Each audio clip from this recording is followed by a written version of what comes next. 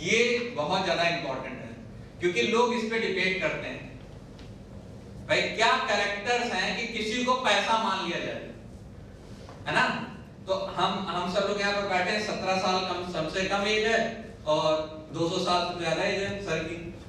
क्या एज है सर? 51। इससे ऊपर कोई? अच्छा दोनों लोग हैं। आप कितने हैं सर?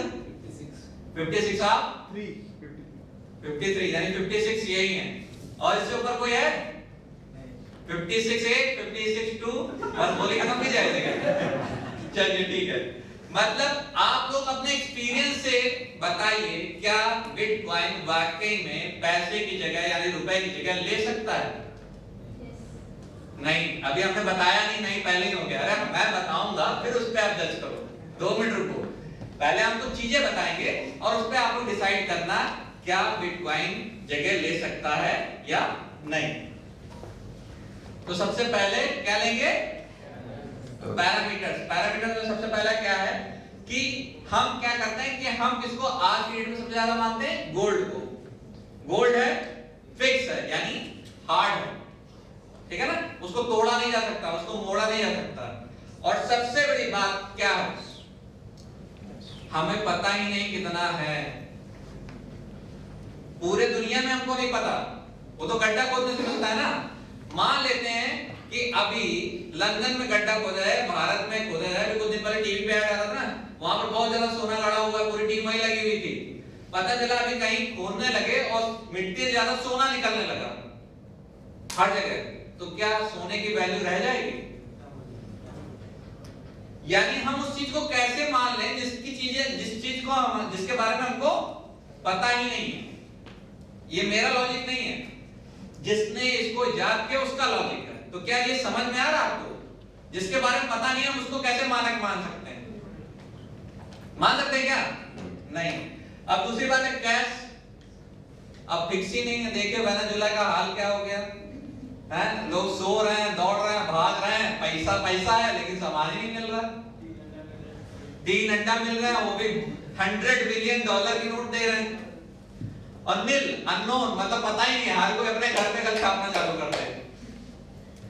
तो क्या इसको भी मान सकते हैं पैरामीटर? नहीं। लेकिन बिटकॉइन फिक्स है। फिक्स कितना है कि वो 21 मिलियन ही होगा, ना एक कम ना एक ज्यादा। ये एकदम फिक्स है। ये कोड है, जैसे चाय की मशीन में चाय का बटन दबाएंगे तो चाय निकलेगी, उसी तरह बिटकॉइन का भी कोड जो है फिक्स है। और ये 21 मिलियन से ना ज्यादा होगा और ना कम होगा, बस अपने टाइम पे होगा। एक टाइम है, हर 4 साल का सर्किल है और उस 4 साल के सर्किल से वो इंट्रोड्यूस करता रहता है, बढ़ता रहता है और वो 21 मिलियन जैसे होगा वैसे वो रुक जाएगा। तो आप बताओ इसमें विनर कौन है? अभी कौन कह रहा था नहीं? एक लोग और कौन कह रहा था? तो कहने का मतलब ये अपने विवेक से आपने डिसीजन लिया, मैंने जबरदस्ती तो नहीं दिया ना। ये विनर वाला हटा दूं क्या? विनर पहले से लिखा हुआ है, हटवा दें क्या? यानी यहां पर बेसिक अंडरस्टैंडिंग है और इससे ये दिखाई देता है कि बिटकॉइन यहां पर सही पैरामीटर पे उतर रहा है। अब नेक्स्ट स्लाइड पे जाएंगे, ड्यूरेबिलिटी के बारे में बात कर लेंगे। सोना तोड़ा जा सकता है? नहीं। बांटा जा सकता है? हाँ, लेकिन उसके लिए पहले सुनार के पास जाएंगे या चोर के पास जाएंगे, पता नहीं कहां बटेगा। नोट की तो फट जाएगी, चोरी हो जाएगा, कुछ भी हो जाएगा। लेकिन बिटकॉइन क्या है?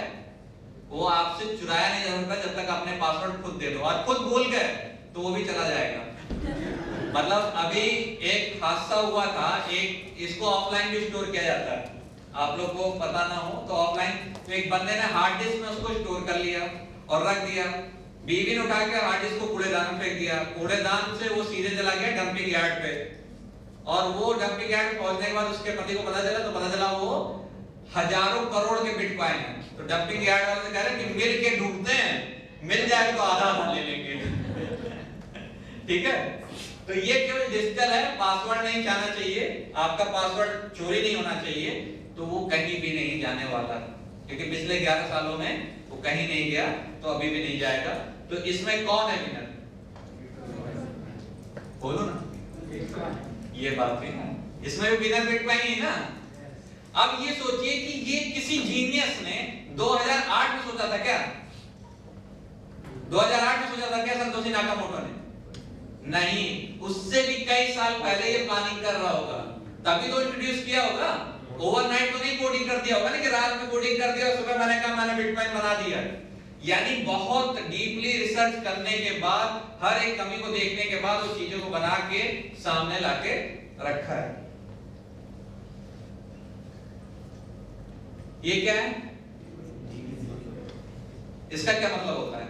इस स्लाइड में किसने डाला? मैंने डाला है क्या? मतलब हम कितने टुकड़े कर सकते हैं किसी भी चीज के, ठीक है, उसको देखते हैं।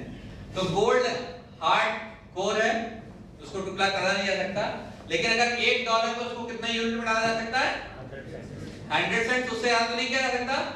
लेकिन अगर एक बिटकॉइन है तो उसको कितने संतोषी में, इसको यूनिट को जैसे यहाँ पर सेंट बोला जाता है, वहां पर उसको संतोषी बोला जाता है, ठीक है ना? इसको कितने टुकड़े में किया जा सकता है? कितने में किया जा सकता है? 8 जीरो लगे इतना पता है। 8 जीरो का मतलब कितना हुआ? हाँ, इसका ये मतलब है कि बिटकॉइन की वैल्यू अगर 1 करोड़ भी हो जाए, 10 करोड़ भी हो जाए, तब भी आप 50 रुपए का, 20 रुपए का ट्रांजैक्शन कर सकते हैं। तो कभी ये प्रॉब्लम नहीं होने वाली कि 10 रुपए का ट्रांजैक्शन की वैल्यू भी निकल के नहीं आ रही है। इसीलिए इतने डिजिट के बाद, इतने पॉइंट्स के बाद उसको पीछे लाके रखा गया है।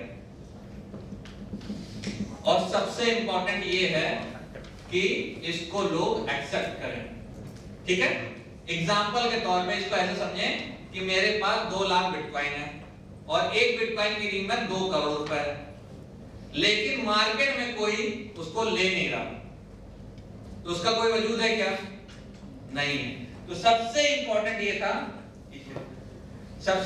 ये था कि लोग आपस में उसको लेन देन करें। तो क्या बिटकॉइन का लेन देन हो रहा है? यस। तो कौन जीत रहा है? बिटकॉइन जीत रहा है। INR नहीं चलेगा। आप INR लेके जाएंगे, फिलीपींस नहीं चलेगा। मैं फंस गया हूं, मतलब मैं गया और मेरे पास इंडियन रुपीस थे, वहां पर नहीं हुए। पहले मैंने INR के बदले में अकाउंट से मैंने वहां के लोकल करेंसी निकाली, नहीं तो अगर INR को चेंज करवाने के चक्कर पड़ा तो मैं भूखा रह जाता। लेकिन आज आप बिटकॉइन लेके दुनिया किसी कोने में चले जाओ, दुनिया किसी कोने में, और वहां पर बिटकॉइन चल जाएगा। कोई ना कोई बंदा आपसे वहां पर खरीद लेगा। समझ रहे हैं? मतलब हमारी करेंसी नहीं चलेगी, लेकिन बिटकॉइन हर जगह चल जाएगा, ठीक है?